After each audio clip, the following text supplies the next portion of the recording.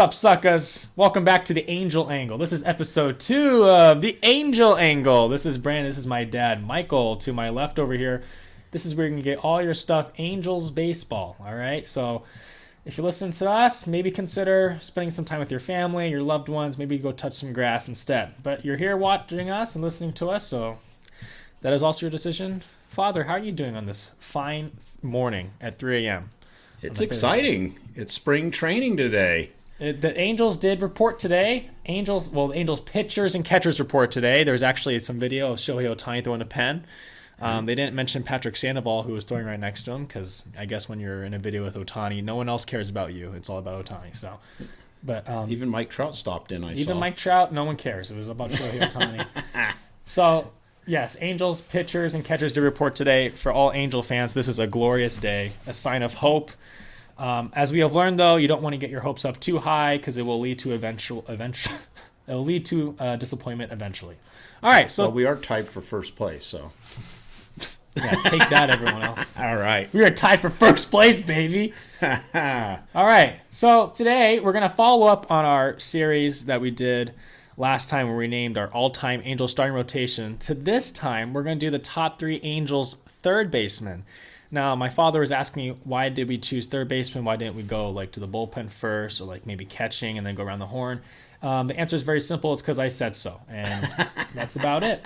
That sounds about right. Yep, and I don't really care about any of you. So here we go. All right, top 3 Angel third baseman. This is season. So you have to pick a particular season by an Angel third baseman. It's not just Angel third baseman. Yep. So if you were to say, I want Zach Cozart, you have to say, I want 2019 Zach Cozart.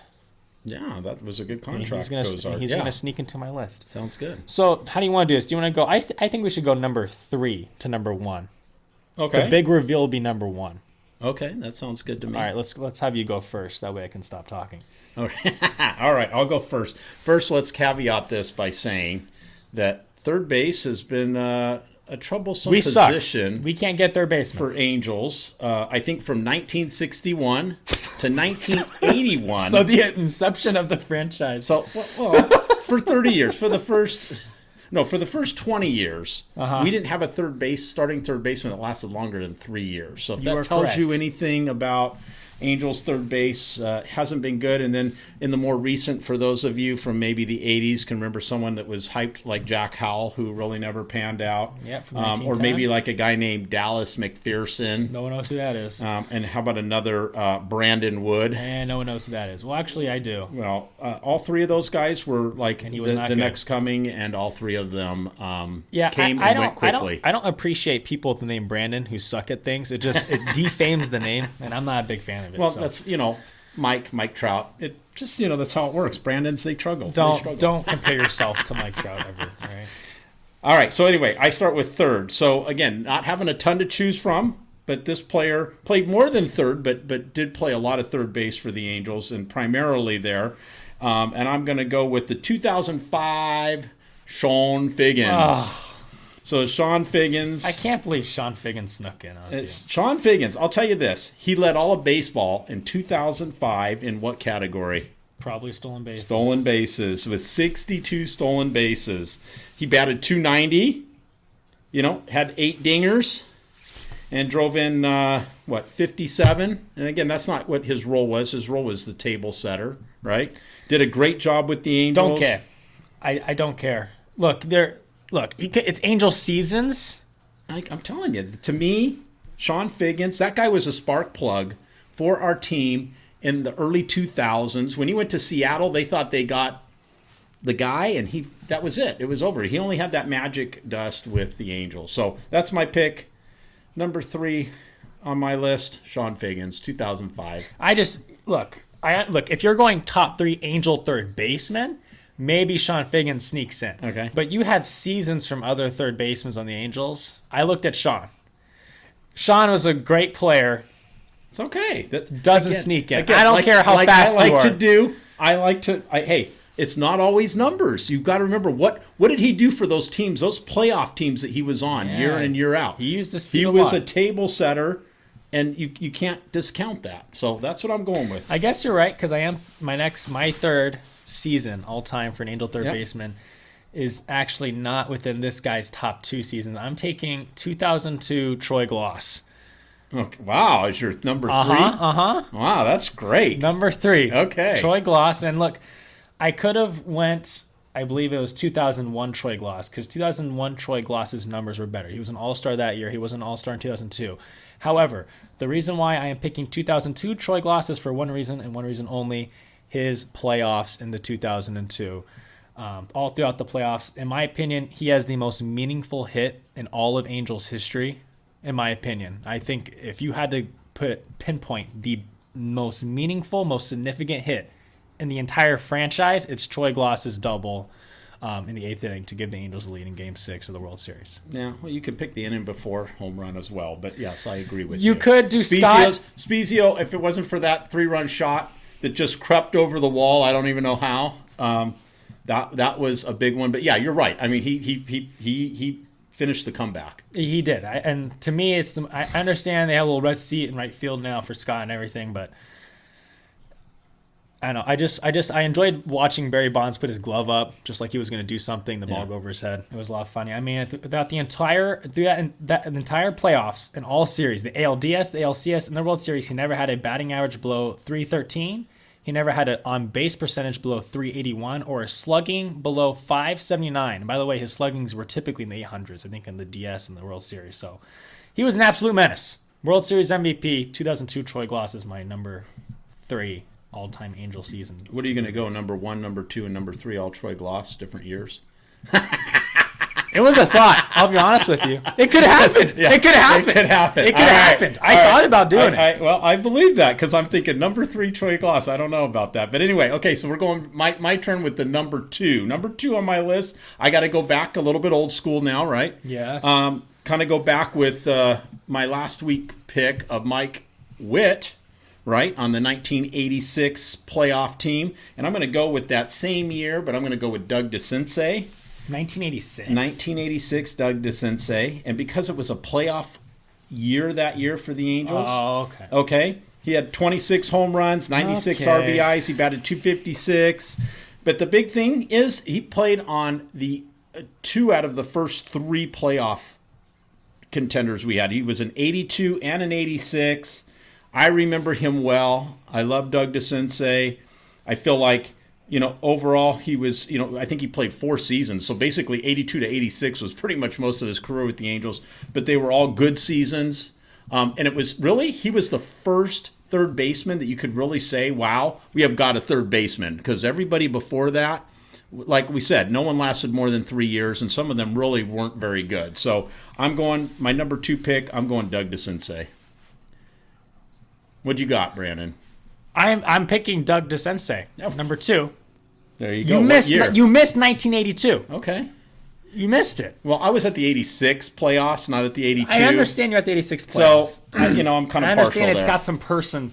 We should have been world champions. It has some sentimental value. One strike away, and I guarantee you we would have absolutely obliterated the Mets. All right. But that's of course, Angel lore now, and we got it back home in 2000. I just don't know how you could ignore 1982, 301, 369, 549. I mean, an OPS plus of almost 150. You're right. His overall numbers. He was third in the MVP voting that year. He had a silver slugger. No, he was. Again, I get it. You're asking me my all-time favorite season. 86. I remember him well. I remember that season. That was probably the year that really turned me. I was kind of starting to be an Angel fan in the early 80s, but that 86 got me fired up. Got you fired up. Yep, but unfortunately, things after 86, I had to wait a few years after that to go back to the playoffs. So he also hit his career high in homers, 30 that year, 1982. Okay. I guess I don't have that sentimental factor. I get it. I know, and I know you're looking strictly at numbers. I did look at numbers, and I also but I got 86. That was just my year, and I remember him well. I'm just cold-blooded. I have no room for anything emotional in my heart. So. All right. Well, that sounds great. All right. So number one pick. All right. For me, I'm going with your third pick, which is Troy Gloss, and I'm going with what year? 2000. 2000. Troy Gloss. He led Major League Baseball with 47 home runs. Yes, he did. Can I say this? It was a crazy season. Yeah. It was crazy. Yeah. 102 RBIs. He walked 112 times That's what I was that gonna year. say. He had a Soto-like season. He Yeah. had an on-base percentage of 404. He did. That's insane, especially for I feel like back then. I feel like plate discipline. His OPS was over 1,000. Yeah. Slugging 604, 284 batting, and he stole 14 bases. I know. I had the 14 bases on there too. Yeah. It's just crazy when you look at the overall numbers. And I will tell you what, all of those numbers were all time for the Angels as a third baseman. Oh yeah. 112 walks, most by a third baseman. 14, the most by a third base. You go down the list. These are just, it was an incredible year for Troy Gloss, which he had many of them with us. But that is sounds like it might be your number one. It is my number one, 2002 Troy I had Gloss. a feeling you were going back to the well. I'm like, there's no way you're choosing I Troy thought Gloss. about doing all three. I had a feeling because really he was by far the best third baseman that we ever had. Because his 2001 season was better than his 2002 and Doug DeCente's, but I just chose 2002 because of the playoff factor. Fun fact about Troy Gloss, if you guys don't know, I am an umpire also. I've been umpiring since I was 12 years old. He has been. And I one day pulled up to a game, and he said, hey, and the coach told me, hey, you know Troy Gloss? I was like, yeah. Oh, he's the other coach. And I just about relieved myself in my pants. And it sure was. It was Troy Gloss, and I was scared. I was quivering in my boots, and I made an infield fly call. And he kind of heckled at me a little bit. It was the coolest moment of my entire life. And he was like, "Dave, doesn't he have to be camped under it?" And he doesn't have to be camped under. He just has to be caught. It has to be caught with ordinary effort. But I didn't say that. I was like, "Oh yeah, you're right, Troy Gloss. I'm so sorry." Before we move on, one quick thing. I always have to add that little extra in there, right? Oh my gosh. So let me just say one thing. We all know when we got Anthony Rendon, right? He's been a disappointment. He has gray hair. Gray hair. Wait. But year one, 2020, he played a full season because of Yeah. But let me put to you this way. I looked at his 2020 season when he was healthy, even though it was a very shortened season. Wasn't bad. 50 games, okay, 51 games, okay? If you triple those numbers, he would have played in 156 games. So I'm just saying, if this would have been a full season, he would have given us 156 games, okay? At that point, he would have had 27 home runs, 93 RBIs. He would have walked 114 times. He would have had a 286 batting average, 915 OPS. If we can get that kind of production out of Anthony Rendon this year, we're going to the playoffs, baby. I'm just telling you, that's what we got him for. That was, again, I just tripled his numbers because he was healthy. And if we would have played, we only played a third of the season. If you just triple that, there's your numbers right there. So, again, he's not in my pick, but I just thought I had to mention when we got Anthony Rendon, we really thought that was going to be the answer at third base. Hey, I'm a big Tony Two-Bag believer. Yeah. And I will never stop being a big Tony Two-Bag believer. Also, great hair. Well, we still have four more years of Two-Bags, so Jeez, we better get it together. Is it 4? It was a 7-year contract, and we're 3 in. 2020, 2021, and 2022, so 4 more years to go. Yeah. So here we go. Well, that's our all-time 3 Angel third baseman seasons. We agreed on one. I think it's the first time we've agreed on. Well, I think that was kind of an easier one because there's just not a lot of greatness. It was a sore eye and a sea of mediocrity. So, all right. So next we're gonna go to it's our Christmas list. We're gonna call it our Christmas list in February. It's our free agent wish list. If you guys don't know, Andrew Chafin got signed by the Diamondbacks, and Michael Wacha got signed by the San Diego Padres. In other words, all of our hopes and dreams had been destroyed. However, there are still some free agents out there for the Angels to get. So off the scrap heap. Don't say that because my pick doesn't deserve that, right? Who do you want to go first here? I'll go first. Oh, he's going to go first. I'll go first. So who is very passionate about my guy? All right, you be passionate. We'll see if we match up here or not. My wish list, my number one guy on my wish list, it was between 2 guys. Because you fall into the camp, I know you fall into the camp that we need a shortstop. I disagree entirely. We do not need a shortstop. We can rotate Fletch and Rengifo there, and we'll be just fine. We'll be just fine. Yeah, there's no need to go spend money that could be spent on what? The bullpen. That's where I'm going. Okay. It was between Brad Hand, who, look, I like Brad Hand. I like his delivery. He's a lefty. He can never have enough lefties. He limits the walks well. He has a kind of a funky delivery, but Corey Knievel. I think I'm saying his name right. He is a menace. I think I go Nebel, but Nebel might Nebel? be it. I go Nebel, but I don't know that that's right. Knievel? I like Like Knievel. evil Knievel? Well, I don't really care. I'll be honest with you. I don't really care how you pronounce his name. It's Corey. Corey's a menace. Okay. Corey is a menace. All right, look, and he actually ended the year last year with, I think it was a torn Shoulder. Yeah. Torn shoulder. So I think he's getting health. I think And he's only 30.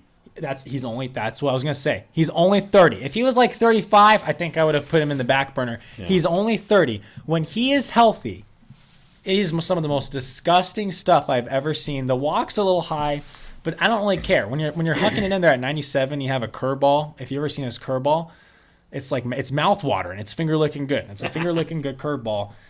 And then also, I like him because of his eyes. He has kind of like a lazy eye situation going on. I like that. That makes him tricky. I like that factor in the bullpen. I like a guy that you kind of look at and you're like, So if he's staring down he's the a guy, little weird. it's a little You hard to don't know tell. where he's Yeah, looking. Exactly. and he's kind of freaky.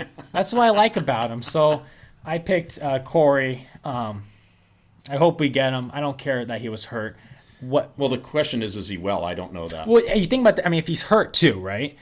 Our team's going to take that chance on him. I think you could maybe get him for maybe a cheaper price. And at that point, you get probably a low risk, high reward. And even a second half of the year if he's not quite Good, ready yet. good stuff, back end reliever who can potentially close games for us. So Corey Knievel is my pick for my free agent wish list. That's what I want. I do not want a shortstop. And if you take a shortstop, I'm going to be very upset. All right. So I think I've said it all along. If we're going all in, there's still three things we need. We need a shortstop. No. Because I really feel like that's where we're going to be able to get pitching help is by trading one of your two favorite players that we're going to be rotating at shortstop. You just don't get it. With Rengifo or Fletch. Okay. I mean, I would be all over either Elvis or Jose Iglesias bringing him back for another year. But that said, we only get one choice, so I'm not going to go with shortstop. Oh, my gosh. Because I do agree with you. If we can only get one player, which we may not get any at the rate things are looking, but if we get one player, another place that I really feel like we needed somebody was starting pitching, but with the signing today, was it today or yesterday? Of who? Waka, yesterday, Padres. Well, I don't know. That was a long time So ago. anyway, that was disappointing. I mean, the guys that are left, I was kind of looking like who's left as starters. We got people like Mike Minor, Big game Mike? Michael Pineda. Big name Mike? How about Dylan Bundy? Oh, King Bundy. We is could what bring you're back King Lord Bundy. We have That's our Lord. Dallas Keuchel still out there. I do not want Dallas Keuchel. Carlos Martinez. So again, a mess. He's still pitching, Carlos Yes. Martinez? Yeah, well, that's according to what it's saying. He didn't pitch last year, but I guess he's still available. He didn't retire. So again, I was looking deep and hard to find some guys. The only other guy that's out there Is Corey Knievel. is if there was one guy out there from a starting standpoint, Right, it's Corey Knievel. Yep. no. If you wanted to be the risk taker and be Artie Moreno, it would be go get Trevor Bauer. Oh, no, my But gosh. okay, no. wait a minute. No. Okay, no, now wait a minute. I understand. We just had a whole episode last week on Do the you fact understand of how what corrupt this Artie has organization? done. Do you No, not understand how I corrupt this understand. organization is? Wait. I didn't say that's who I'm choosing. I'm not saying we should do that. I'm just saying if there was a player worth it to me, none of these people that are left, we've got better in our minor leagues. I'd prefer to go with, and we already know, they've already said that they're going to be skipping that fifth guy quite often, especially in the first 3 weeks. We don't even need one. So I think they're just going to bank on rolling some guys out there, whoever's the hot hand. I don't know. We'll see what happens. So I'm not going with the starter. I am going relief because I do feel like that's where our biggest opportunities So you're not picking are. Trevor Bauer? I am not. That was the biggest lead on it. I know. Did you like that? I knew I'd get you excited. Well, we have to. I want to talk about the three areas I think we need, but I mean, they've waited so long. Everybody's had drug gone. problems. I understand. We're bribing and can I tell you, politicians. it came down to two people, and We'll go one get of a them, sexual offender, and one of them in the bullpen was Corey Knievel. But I didn't choose Corey Knievel. I went lefty, and well, actually, there was one other player I thought the Angels I would have been interested in, and the Dodgers just signed him today, or I should say re-signed him. for a whole $1.2 million, which makes me scratch my head. And I don't know if he's fully healthy yet from his injury last year, but Jimmy Nelson, they re-signed. Hey, he had a great year the previous year. Did he? Yes, he's had some good years. But anyway, I'm going with Matt Moore. Okay. I'm going with Matt Moore. You're lefty. a big Matt Moore fan. Well, from what's left, he's 33. You're a big Matt Moore guy. I mean, look, he I'm just saying. It could be interesting because Matt, we need another lefty in our pin would be great. Because he is a former starter. Yeah. So you could use him for spot starts. I don't know how much he's done any Probably starting. not. Probably not. But I'm just saying, of the guys left, and the only reason I didn't I agree. In a normal year for Knievel, I would be all over that, but I'm just not. You tear your shoulder. I mean, is he really? Again, if you could get him at no risk or very low risk, I would do it. But if you're going to give somebody any type of money out of the group that's left, I go with Matt Moore. That's my pick. I wouldn't have picked him even a week ago. I wanted Waka. Waka was my man, but that's not the happening Angels' now. grandma wanted Waka too. She was campaigning hard. I bet she was. Do you know She's who the probably Angels' not, grandma yes, is? I do, and I know she was probably not happy. She was campaigning. Angels' grandma, if you're listening to this, I feel your pain. All right, it's hard on all of us, but. So we both went We'll move bullpen on. because I think obviously where we're at right now, that's the biggest need. Look, I like our pen. I get to the back part and I see like a Weiss a Weiss. Well, look, Weiss. I like Weiss. All right, he's representing Team Israel, Yeah. the WBC. Is that saying a lot? Go Israel is what I'm trying to say. I'm all about Israel. I'm just saying when you're celebrating Weiss, I would love to see their entire team because I doubt we could name anybody on there. So all I'm saying is that's not saying a lot, and nothing against Israel. I'm a big Israel backer, but yeah, that probably isn't the thing you choose. It's not like he's leading. Go Israel! USA. Woo!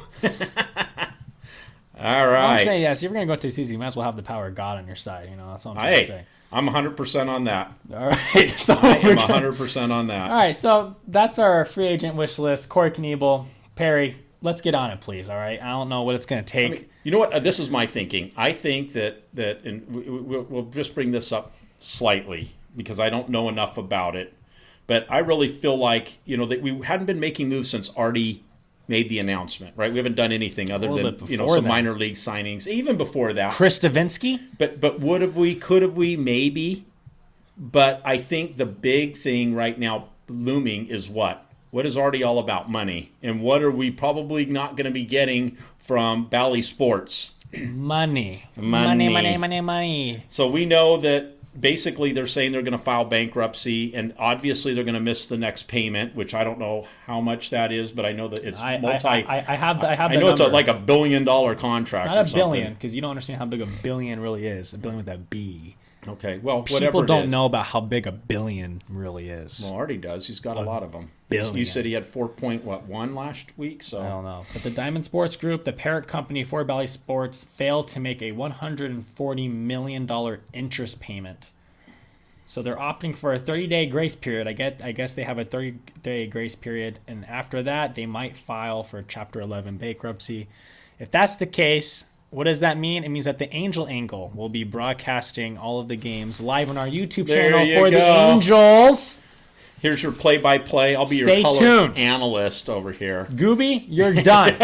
Well, we're taking over. That is the big thing is I don't know what they're going to do with the Angel broadcasters if that Well, happens. I think they stay. And if you guys don't know, we're kind of idiots. We don't know what the heck we're talking about. So we'll probably get back to you guys on this later. I think that is up in the air because I know that when Manfred was talking about it, he was saying that, basically they're going to take them over. They might sell the rights to certain other channels if like maybe a Fox Sports or ESPN or whoever it is, somebody comes in and says, hey, we want to buy some of the games. The rest they're going to do on MLB.TV. The only good thing about that is that could get rid of the blackout restrictions because the only reason they blacked out was because of the Bally Sports. So then we get all the games. That'd be nice. And did you hear about the spring training? They're adding spring training games. I think you can get like, I don't remember how many 7,000 spring training. Sorry, minor league. Sorry, minor league, my bad. Minor league games I think minor it's league no. games. You were right. They're adding spring training games too. They're adding like 200 some. No, Spring training but there games. was like 7,000 minor league games this year, so you can That's actually amazing. watch your favorite minor league team and see how those Angels are doing down in the minors and see it on TV. You can watch so our trash pandas. There you go. So anyway, more exciting than the Angels. that's. I mean, I haven't done enough research on that. Yeah, we're not nearly as smart enough to be talking about this intellectually. So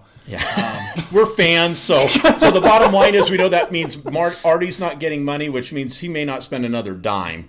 that could be true. So until this gets figured out, so Which means we'll that see what should happens. keep David Fletcher and Luis Renjifa rotating at shortstop for us. Or we trade them both for some money for Artie. You're such a hater. Hey, Artie might, he's that guy. You got to feel for him. He might not get a payment. That's huge. I do not feel for him at all. All right, what do we got next? He could spend like 75% of his net worth, and he'd be more well off than, 99% of the population. Well, so. that is true. That is true. The last thing we're going to dive into, as you can see, we're cutting it way shorter this time. We realized last time that The hour and 10 minutes was a bit long. no one wants to. It was our test time. We really didn't know, and we figured out real quick. We figured out very quickly that we both talk way too much. So we're going to go into these rule changes. And I think my son Brandon has a lot to say about these rule changes. I don't think he's a big fan of just about any of them. Here, I'll just give you a quick clips of what they are, and I'll let you go through and kind of talk about what you think. We've got the pitch clock. Nope. Pickoffs. Nope. Bigger bases. Don't care. The shift. Nope. How about the second base, the ghost runner? No, that's the worst. 10th inning. That's one of the worst ones. And then how about position players not being able to pitch in the 9th inning if they're up by 10 or down? I'll be honest by with you, 8? that kind of pissed me off. And I'll tell you why. Look, we just signed who? We just signed Brett Phillips. Yeah, who made an amazing Who is play. the position player, reliever extraordinaire. That's the one thing I'm looking forward to this year, is watching us get blown Hey, out. if we're up by 10, we can also bring them in. It's not. The odds just become lower, all right? The odds become lower, and I want to see Brett Phillips pitch on a more regular occasion. I think I'd prefer just to win games and not be wasting players on that. You got to get off this. You got to get off this hope of winning thing, all right? You got to get into this. It's a new year. You have to believe every year. I believe. Look, you guys might think of this as I'm coming off as pessimistic. He's the pessimistic guy. All right, throughout the season, I will be the one that is all optimistic. But I always start off thinking we're going to win it all. I'm just trying to have fun. and that's why I'm so optimistic. Within like a month, he wants to blow his brains out. And and then all you want to do is have people who shouldn't be pitching. It's a lot of fun. Well, I guess if it comes down to that, and that's all we have left, okay, we'll talk about it. I'm a big FUN guy. FUN guy, okay. I think that's definitely, Do you like any of the rules? not really. No. But- no one does. Well, at what point? I just think Manfred does a lot of things. This is my thing about baseball, okay? They say that the games are too long. Our games are long as a football game. No. Football games are longer. Okay, so that's what I'm saying. And I get that there's maybe more action because it's tackle, but think about this. There's longer times in between setting up each play for the next down than there is in between pitches. So the bottom line is they're wasting their time on stuff like this instead of coming up with some things that will attract people to the game. That's the thing. If they're trying to bring new people in, it's not how you do it. Because baseball is... There's no young kid out there who is going to be looking at baseball like, oh my gosh, the games are 20 minutes shorter. Oh, let's go watch a baseball game. No. Yeah. Baseball is a naturally boring game. Yeah. It's a naturally slow game. That's just the way it is. Yeah. Unless you were to give the players freaking guns and laser beams. All right? It's not going to become like some, oh my gosh, baseball's 20 minutes shorter. We could do it like the Japanese. That's what we should do. I don't know if you guys have seen this. I don't know if you guys have seen this, but an opening day in Japan, they bring out their managers on a floating like car, and they're like riding on horses and stuff, and it's the coolest thing I've ever seen. Yeah. You want to bring people into the sport, Rob? I think we go get a real rally monkey and let them loose on the field. Holy cow! Do you not know how cool that would be? But look, I'm just letting you know this right now. There is no young fan or no fan that is they're trying to get in to watch baseball who is going to find baseball more interesting because the games are 20 minutes shorter. Yeah. Which is, I think, is that not about the average of what they're saying the games are going to be cut by? Well, about 20 that's minutes. their guesstimation. It's They're looking not at what happened in the minors is what they're doing because they tried to Not only are new fans not going to care that it's 20 minutes shorter, Yeah. they're not going to care that there's more singles because of the shift ban. Well, and there's probably going to be more singles infield because the bigger base on those close plays, probably more stolen bases. Look, the bigger base trying thing, to create the bigger more base action. thing, I don't really care about the bigger base thing. All right, I don't care if it's for player safety. The bases are bigger. That's fine. I don't really care. It's not that you were just changing the world. I don't like the pitch clock. I absolutely despise the runner on second roll in extra innings. I think it's blasphemy.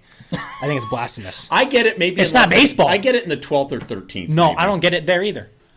There's a lot of you games don't want that to watch go an deep 18 into inning the game. night. See, Well, that's the thing. Wait a minute. People like me, I could watch all night. But the average fan isn't going to stay up till 3 o'clock in the morning for 18 innings. Who the hell are they?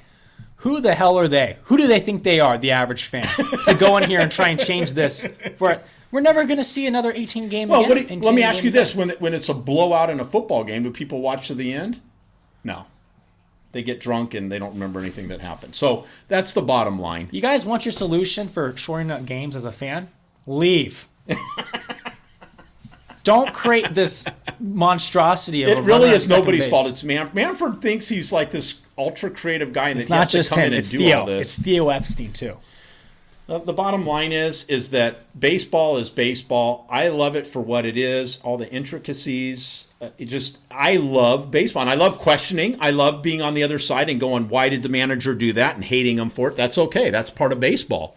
But I don't need them tinkering with every little thing.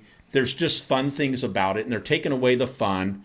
And I agree. I don't think a lot of this stuff is really helpful, and it's not going to bring young fans to the game. That's not what they're looking for. They don't care about the No, games they are 20 don't. minutes And if shorter. they cared, I think the biggest thing that they should do is make you be able to see games anytime you want.